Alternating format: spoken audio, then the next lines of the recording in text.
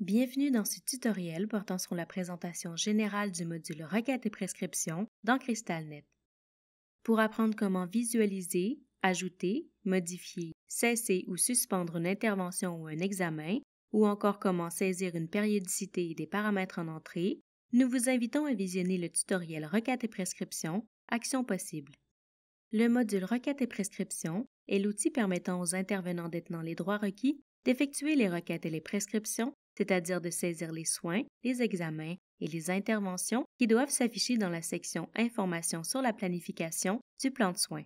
Pour en savoir plus sur le plan de soins, consultez notre base de connaissances. Dans ce tutoriel, vous apprendrez à accéder au module Requêtes et prescriptions et à comprendre les différents éléments du module.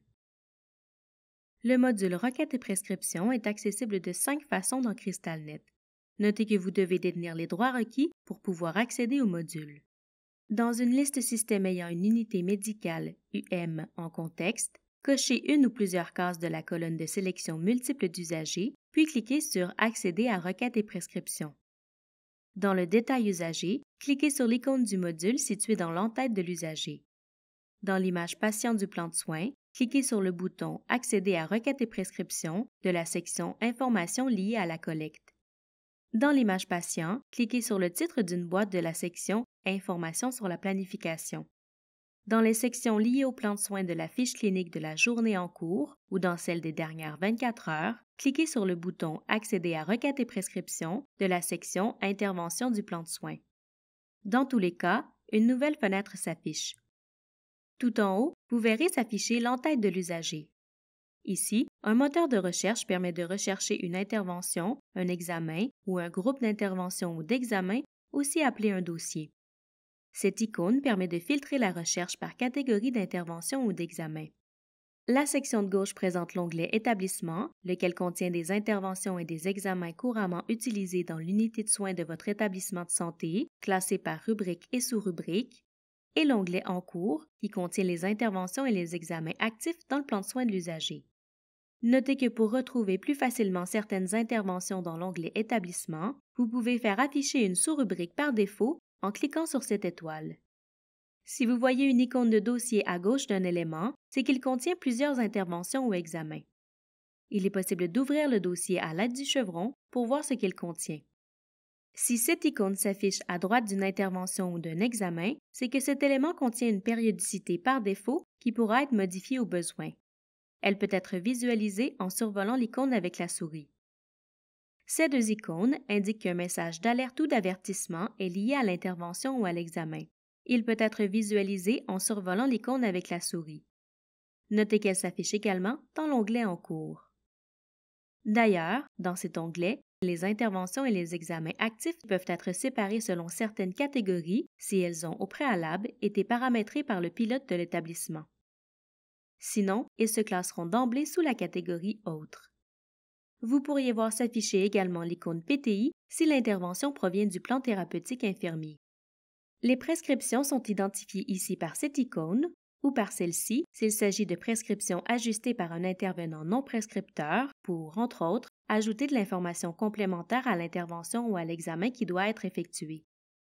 En survolant l'icône, on peut voir quelle était la prescription initiale au besoin. Veuillez noter que les onglets Favoris et Ordonnances signées ne sont pas fonctionnels pour le moment.